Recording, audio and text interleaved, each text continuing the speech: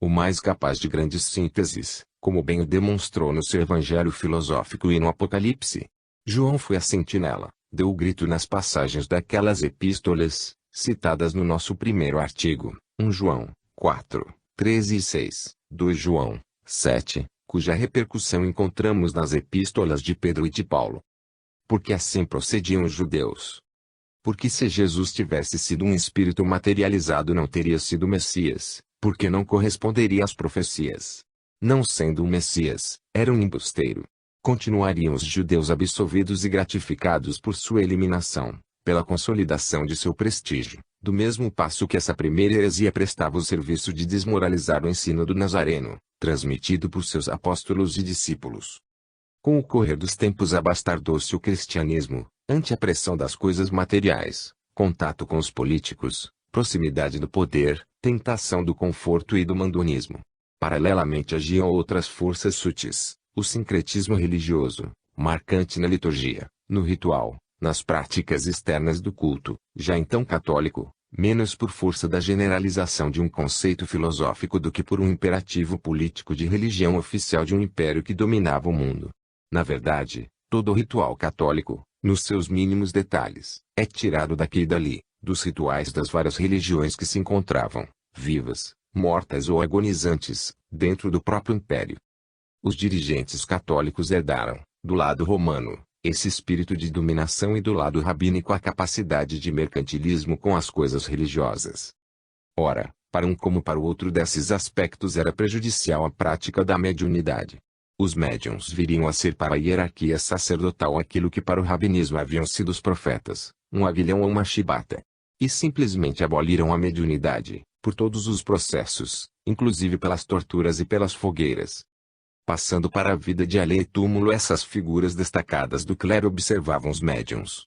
E, ou os afeiçoavam ao seu serviço ou os obsediavam e enlouqueciam, para que não viessem prestar serviços esclarecedores e, consequentemente, contrários aos interesses materiais da Igreja Romana. Pode-se bem ver esse feito das falanges vaticânicas na ação exercida nos ambientes reformados, onde se acredita, ao pé da letra, que as almas imateriais se salvam por meio de um banho no sangue material de Jesus, coisa que, além de paradoxal é imoral, por ser a justificação e um crime. Igualmente se o vê na crença protestante no Espírito Santo, isto é, nos bons espíritos e na sua evocação, quando, entretanto, recusam a mediunidade, recusam o batismo no fogo do Espírito e discordam dos pentecostais, assim como estes dos espíritas.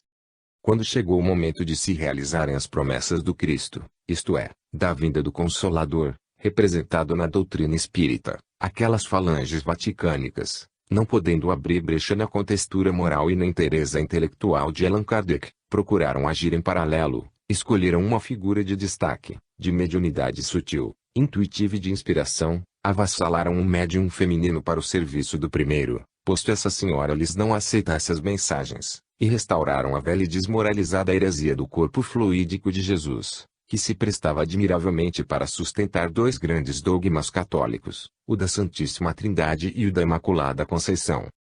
Define-se a situação, na prática, que é a seguinte. 1. Nos centros rostanguistas a ação das falanges tolhe o desenvolvimento das grandes tarefas sociais, porque isto seria detrimento para o catolicismo. 2. Nos centros onde a falsa compreensão de tolerância mistura kardecismo e rostanguismo dá-se um choque de correntes de espíritos, manifesto nas dissensões internas que atrofiam os médiuns, anquilosam as sociedades, quando não as esfacelam. 3. Nos centros puramente kardecistas, onde, em geral, não há estudo largo e profundo do assunto, são frequentes as crises, devidas ao trabalho de falanges, e, mesmo quando se constata que são falanges de padres, a falta de conhecimento panorâmico da matéria tira aos dirigentes o poder de domínio sobre aquelas, por isso que ignoram as causas profundas que as impelem. Observe-se que nem sempre assegura o controle através dos videntes. Em geral estes não se acham suficientemente instruídos, assim não sabem estabelecer a diferença entre a. Manifestações de animismo do próprio médium, b. Manifestações de espírito encarnado, cujo corpo somático esteja no ambiente ou fora dele, c. Apresentação de uma ideoplastia por um mistificador, que maneja os fluidos ambientes e naquela se mascara, d. Manifestação de um espírito veraz. Entretanto, não seria difícil explicar essas diferenças de imagens astrais, noticiadas pelos videntes, com o fito de assegurar o controle das manifestações.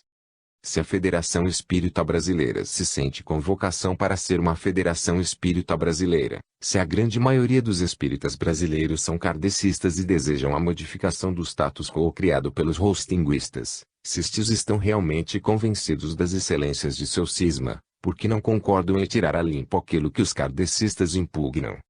Para tanto, bastaria organizar um grupo selecionado nas seguintes condições: 1. Número igual de kardecistas e rostinguistas, escolhidos entre pessoas de cultura e imbuídas da responsabilidade do trabalho em que irão participar.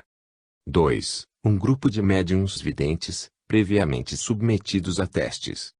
3. Incorporações ou mensagens psicográficas através de Francisco Cândido Xavier, e de um outro médium, previamente examinado. 4. Evocação dos espíritos de Ismael, Bezerra de Menezes, Emmanuel, Allan Kardec e Hosting. 5. Aceitação de manifestações espontâneas de outros espíritos. Nestas sessões far-se-iam as seguintes perguntas fundamentais, além de outras, decorrentes dos mesmos diálogos. 1. Quem está com a razão? Kardec negando o Hosting e afirmando que Jesus Cristo não foi homem. 2. É legítima a mensagem atribuída a Hosting, dada no Rio de Janeiro e publicada na obra Revelações de Além Túmulo, psicografada pelo médium Sr. Carlos Gomes dos Santos. 3. É exato que o espírito de Allan Kardec tenha dado apoio à tese do corpo fluídico de Jesus. 4. É autêntica a mensagem atribuída a Kardec e publicada pela Sociedade Acadêmica Deus, Cristo e Caridade na introdução à primeira edição brasileira de A Gênese, no ano de 1882. 5. Como explicar a contradição entre as declarações de apoio de Kardec à tese hostingista e a mensagem referida na pergunta anterior? 6. Por que, desde 1882 até hoje não teria sido possível organizar uma obra de desenvolvimento, ampliação e mesmo de correção da obra de Kardec, como seria admissível nos termos da citada mensagem?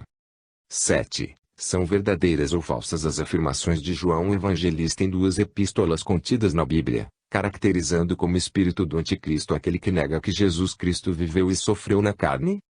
Se a FEB está com a verdade, é magnífica oportunidade de esclarecer seus opositores, que também são filhos de Deus.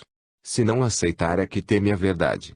Restará então aos kardecistas continuar proclamando a verdade com a FEB, sem a FEB, ou apesar da FEB. Fim.